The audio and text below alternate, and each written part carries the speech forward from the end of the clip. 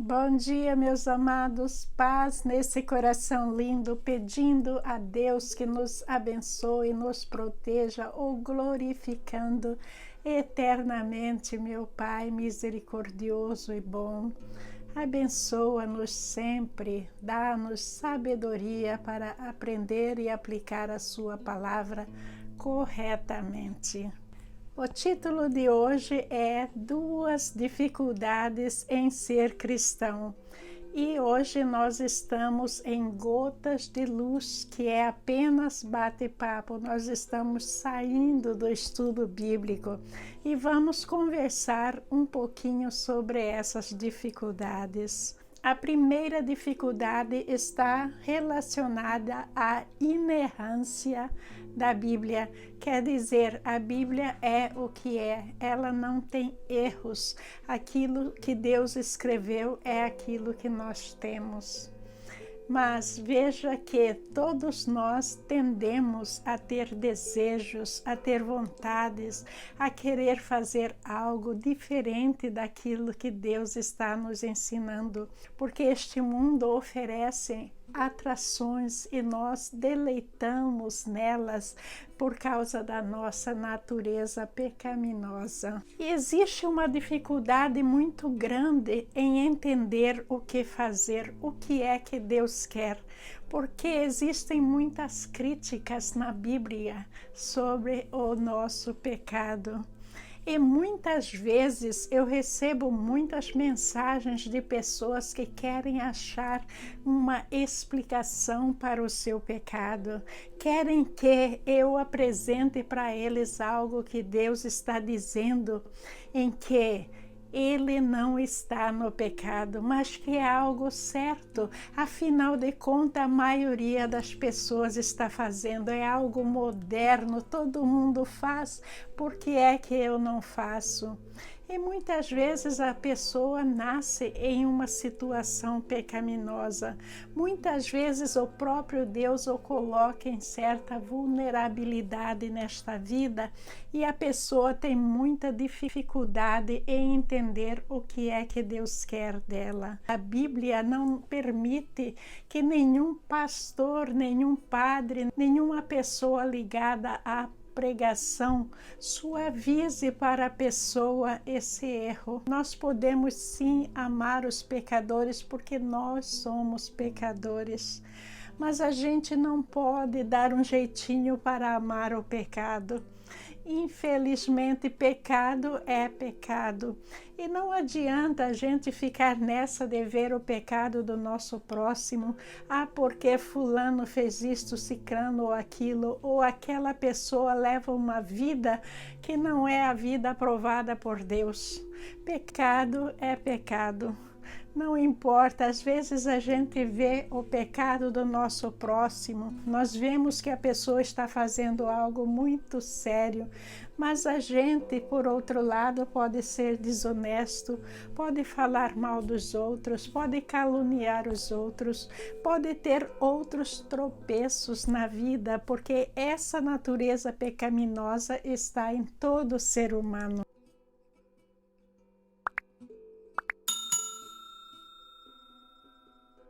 E a pessoa quer se deleitar nesta vida. A imoralidade sexual, por exemplo, é algo presente na vida de muitas pessoas. Muitos estão aprofundados nessa imoralidade e acham que é algo normal, é algo comum, porque está na TV, porque todo mundo faz. Gente, o cristianismo não é algo para todo mundo. O cristianismo é para alguns que se santificam. E as pessoas têm tanta dificuldade em lidar com a santificação que quando uma pessoa maravilhosamente consegue essa dádiva, o que é que acontece? Elas têm que ser canonizadas porque é algo que nesta terra não existe, não é comum. Nós convivemos melhor com o pecado, com o diabo, do que com a santidade.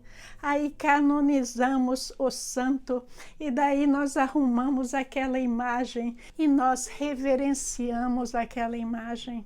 Muitos até adoram, mas não é o objetivo da nossa vida a santificação. Será que não é aquilo que todo ser humano deveria estar fazendo?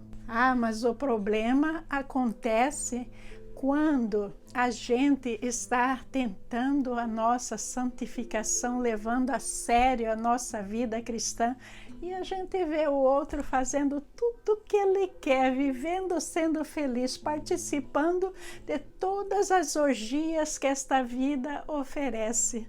Lá fora o negócio fica feio e muitos veem aquilo e falam: oh meu Deus, como é que pode? Essa pessoa parece que não é punida. Parece. Mas um dia elas estarão numa posição muito difícil para enfrentar as consequências de tudo isso. E essas pessoas, por outro lado, olhando para nós, elas olham e falam: essa daí é uma babaca, essa daí está faltando um parafuso. Ela é uma pessoa fora da realidade. E aqueles nomes vão surgindo para pessoa como eu, para pessoas que tentam levar uma vida honesta, uma vida reta, porque a força satânica no planeta Terra, ela é muito grande e puxa a multidão em massa para ir para o Satanás. E é isso que está acontecendo, basta você olhar do seu lado, você vai ver que a realidade é dura. Leitura de Provérbios 35 e 6. Toda a palavra de Deus se prova verdadeira. Ela é escudo para quem busca sua proteção. Não acrescente nada às palavras dele. Se o fizer, ele o repreenderá e mostrará que você é mentiroso. Então, toda a palavra de Deus é aquilo que é. A gente não pode acrescentar nada, a gente não pode falar por Deus de maneira nenhuma.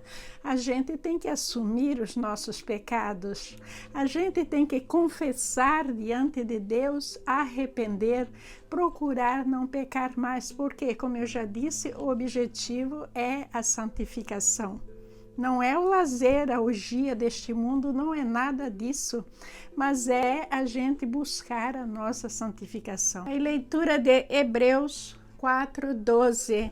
Pois a palavra de Deus é viva e poderosa, é mais cortante que qualquer espada de 2 gumes, penetrando entre a alma e o espírito, entre a junta e a medula, e trazendo à luz até os pensamentos e desejos mais íntimos. Muitos fogem da igreja, fogem da palavra de Deus porque sentem que a palavra de Deus e a igreja coloca restrições sobre o pecado. Mas quem está colocando essas restrições não é a igreja nem quem prega, mas é o próprio Deus. Veja que fugir de Deus é algo que cada um de nós pode fazer com certeza. Mas haverá um dia em que a gente não vai poder fugir mais. E esse dia é depois da nossa morte. Porque depois que a gente morre é entre nós e Deus. E quando Deus não quer saber de nós, nós somos levados àquele que nós vivemos com ele a vida toda, ao maligno, e nós passamos a conviver no inferno com esse ser horrendo. O pecador não está condenado ainda porque ele cometeu um pecado. Não. O problema do pecador é o pecado. Então ele tem que deixar de pecar e arrepender, porque enquanto ele está vivo, ele ainda não está condenado. A condenação vai acontecer depois da morte. É por isso que eu falo que a gente tem que amar o pecador, porque o pecador, como eu, você, todos nós somos pecadores. Por isso que nós estamos aqui na terra, senão nós estaríamos lá do lado de Deus. A nossa condição de pecador existe. Originalmente, nós pertencemos a Deus. Então, Deus está esperando que nós retornemos a Ele. Ele nos deu a vida, Ele nos criou e Ele quer que a gente retorne e conviva com Ele na sua presença. Mas veja que o pecado, ele não originou de Deus, mas sim do Satanás. E veja que quando a gente permanece no pecado, a gente está distante de Deus. Para o pecador sempre existe esperança de deixar o pecado e voltar para Deus. Mas o pecado em si sempre vai existir e tende a aumentar cada vez mais, porque o Satanás está presente na terra e muitos estão sendo seus adeptos. Então o pecado tende a aumentar cada vez mais até a vinda de nosso Senhor Jesus Cristo. Agora compete a cada um de nós escolher qual o caminho a seguir. Durante esta vida, a gente vai ver na experiência de cada um que muitas dores nos são impostas, muitas catástrofes em nossas vidas. E por que é que isso está acontecendo? Porque Deus quer que na dor a gente, de certa forma, seja obrigada a parar para pensar, a fazer uma mudança, a buscá-lo. Porque quando a pessoa está na orgia lá, todo aquele prazer que a carne traz, ele tende a nem lembrar que Deus existe, porque materialmente falando, ele tem a impressão que ele está numa felicidade eterna, não é? Então Deus nos manda certas dores, certos momentos difíceis, que é para a gente imaginar que nós não somos donos da nossa vida, que nós devemos a nossa vida ao nosso Criador e a Ele nós temos que retornar. Veja que coisa interessante para a gente pensar. Leitura de Gálatas 5:17. A natureza humana deseja fazer exatamente o oposto do que o Espírito quer, e o Espírito nos impede na direção contrária àquela desejada pela natureza humana. Essas duas forças se confrontam o tempo todo, de modo que vocês não têm liberdade de pôr em prática o que intentam fazer. Essas duas forças são as forças satânicas e as forças de Deus. Se nós estamos com Deus, existe a força satânica que quer nos arrebatar para o outro lado. Se nós estamos com o Satanás, nós queremos fugir de Deus. Mas Deus fica o tempo todo, através do Espírito Santo, nos lembrando do nosso pecado, nos fazendo passar por certas provas, nos tentando resgatar da mão do inimigo. Quando, porém, são guiados pelo Espírito, não estão debaixo da lei. Gálatas 5:18. Quando seguem os desejos da natureza humana, os resultados são extremamente claros: imoralidade sexual, impureza, sensualidade. Gálatas 5:19.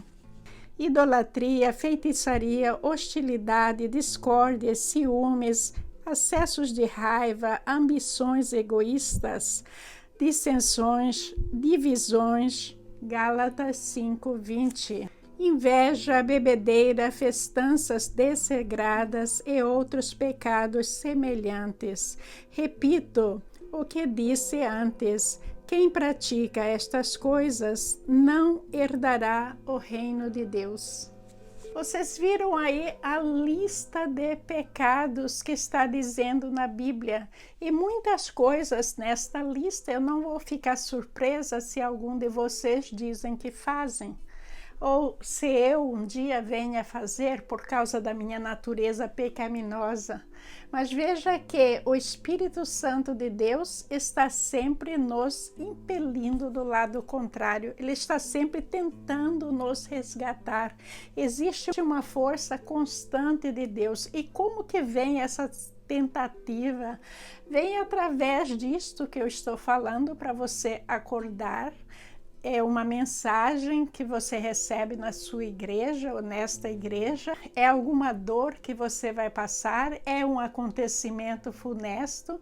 Muitas coisas o Espírito Santo pode fazer para trazer de volta a pessoa para Deus. No decorrer da minha vida como pastora, eu tenho conversado com muita gente que acha que existe uma contradição na Bíblia. E como é que pode um Deus que diz ser tão misericordioso, tão justo, tão amoroso, tão cheio de perfeição, deixar essa pessoa num estado de sofrimento, às vezes até inexplicável para o ser humano? Eu ouço esses questionamentos o tempo todo. E essa é a dificuldade número 2, em que a pessoa me pergunta, mas onde está Deus? O que é que Ele está fazendo? Por que é que Ele não está agindo? Por que que Ele não está fazendo nada? Especialmente na época do Covid, eu ouvi muito disso. As pessoas esquecem que no nosso livre-arbítrio a gente faz muita coisa contrária àquilo que Deus quer que a gente faça a nível de país, a nível de pessoa, a nível de família. E aí, quando a gente está naquela dor extrema, a gente quer que Deus seja aquela figura que está lá simplesmente para apertar um botãozinho lá no céu e fazer com que tudo esteja certo. Mas nós sabemos que isso não pode acontecer por causa da justiça de Deus. Deus é um ser extremamente justo. E tudo que a gente faz nesta terra, para tudo existe consequências. A gente tem que aprender com os nossos erros. A gente tem que voltar para Deus de uma forma muito especial, de uma forma livre, concreta, a gente querer do fundo do coração retornar à casa do Pai.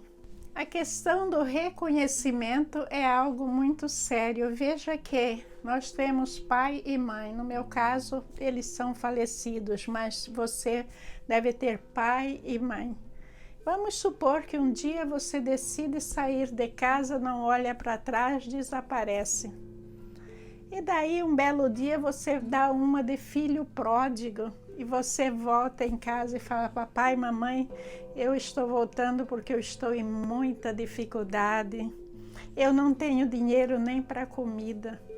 E eu preciso comprar uma casa, eu não tenho dinheiro para dar entrada. Eu preciso de um carro, eu preciso disso, preciso daquilo.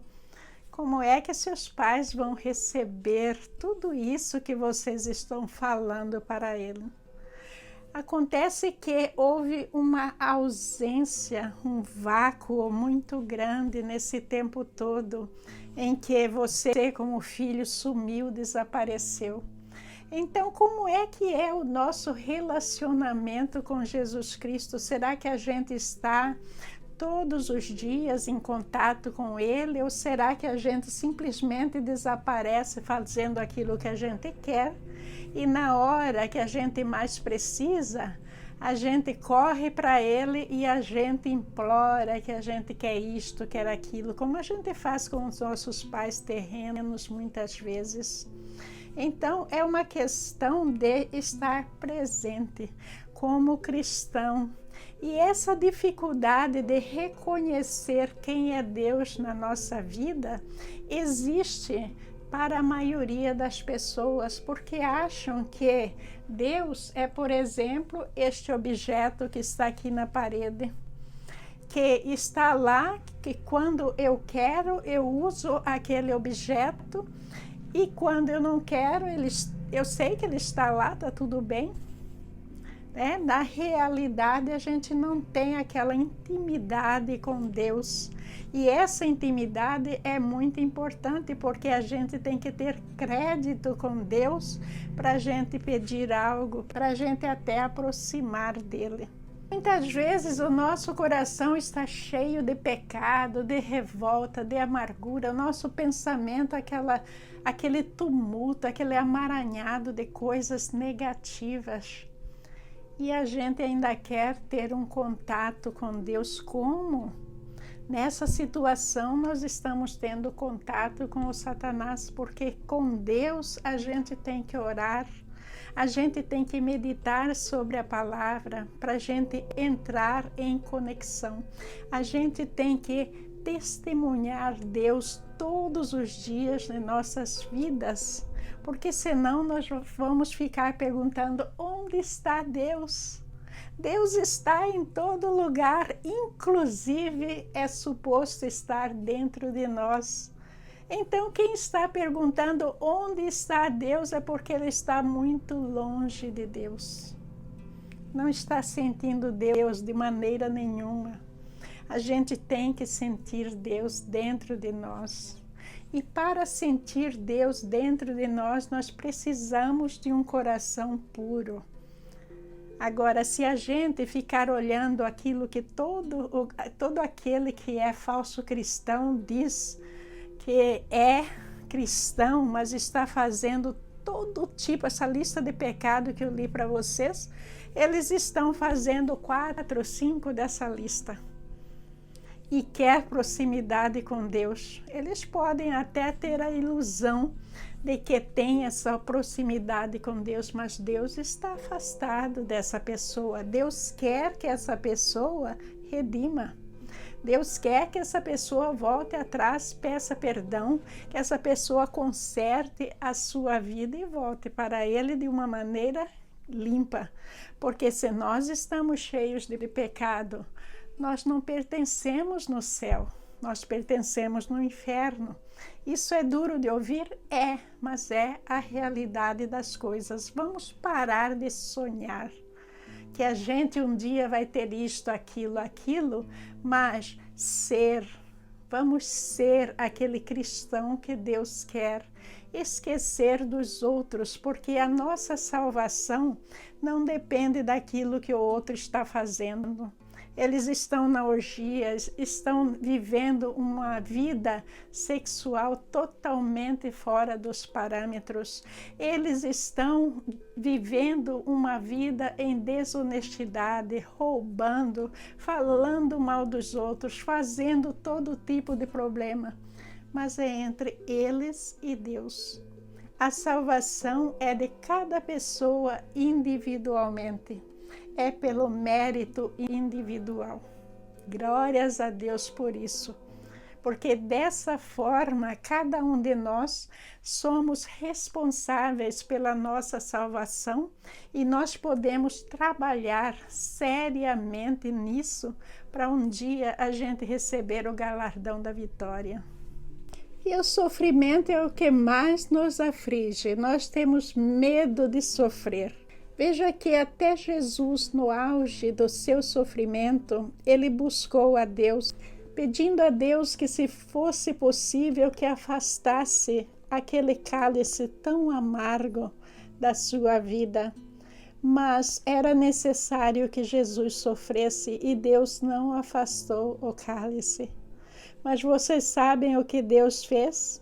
Deus enviou anjos para confortar Jesus Cristo. E é dessa maneira que Deus age com todos os seus filhos. Lendo para vocês Lucas 22, 42. Pai, se queres, afasta de mim este cálice. Contudo, que seja feita a tua vontade e não a minha. Esse pedido de nosso Senhor Jesus Cristo foi um pedido muito humilde, muito obediente, porque ele disse que seja feita a vontade do Pai, não a dele. Aí vamos ver o que aconteceu. Então apareceu um anjo do céu que o fortalecia. Então, Deus não retirou a cruz da vida de nosso Senhor Jesus Cristo. Todo aquele martírio, Deus não pôde retirar porque a nossa salvação dependia de tudo isso. Mas Deus enviou anjo para confortar nosso Senhor Jesus Cristo. Ele orou com ainda mais fervor e sua angústia era tanto que seu suor caía na terra como gotas de sangue. Veja que sofrimento extremo que Jesus Cristo estava passando. Mas isso aí é um exemplo para todos nós no momento de sofrimento. A gente tem que passar com Deus, com a obediência. Não importa se a gente tenha que derramar suor de sangue como Jesus Cristo derramou. Mas Ele venceu. Ele foi até o fim, sem desobediência, sem revoltas e sem nada. Então, Jesus Cristo é a nossa resposta. Onde está Deus para você? Será que Deus está em todo lugar ou Deus está dentro de você, como deveria estar? Essa é uma pergunta para você se fazer hoje e se propor algumas mudanças se forem necessárias. As dificuldades de ser um cristão são imensas, mas aquele que a gente deve espelhar nele é Jesus Cristo. Nas nossas dificuldades, quando a gente vê que a gente está prestes a ceder, a gente tem que ter a imagem de nosso Senhor Jesus Cristo à nossa frente. A gente tem que orar muito, vigiar muito e não se importar com a língua dos outros, porque aqueles que estão no abismo querem arrastar quanto mais pessoas junto com eles. Vocês já viram uma pessoa afogando inconscientemente? Ela vai se debater e vai agarrar o que elas verem pela frente para levar para a salvação. Mas na realidade não é a salvação, porque elas podem matar a outra pessoa. Então existe todo um processo para a gente salvar quem está afogando. A gente tem que pensar nisso, porque muitas vezes aquela pessoa que está do outro lado nos criticando, nos jogando pedra, nos chamando de babaca, de louco, de pessoas com problemas mentais, porque nós seguimos a Jesus Cristo, são pessoas que estão mergulhadas em artes satânicas e que não enxergam a grandiosidade daquilo que a gente está vivendo. Pensem nisso. Vamos pedir forças para nosso Senhor Jesus Cristo. Vamos pedir que Ele envie anjos para nos auxiliar, para nos acrescentar essas forças que precisamos para resistir a todas essas obras satânicas, sejam elas conhecidas ou desconhecidas para nós. Jesus, fortaleça a nossa fé cada vez mais. Nos ensine a viver de uma maneira completamente feliz e contente com o nosso estado espiritual, obedecendo sempre a sua palavra, fazendo sempre a sua vontade e seguindo sempre no caminho certo, no caminho que é Jesus, porque Ele é o caminho, a verdade e a vida, e ninguém vai ao Pai a não ser através dele. Amém. Muito obrigada, meus amigos, pela sua participação. Muito obrigada por tudo. Que Jesus te abençoe. Muita paz.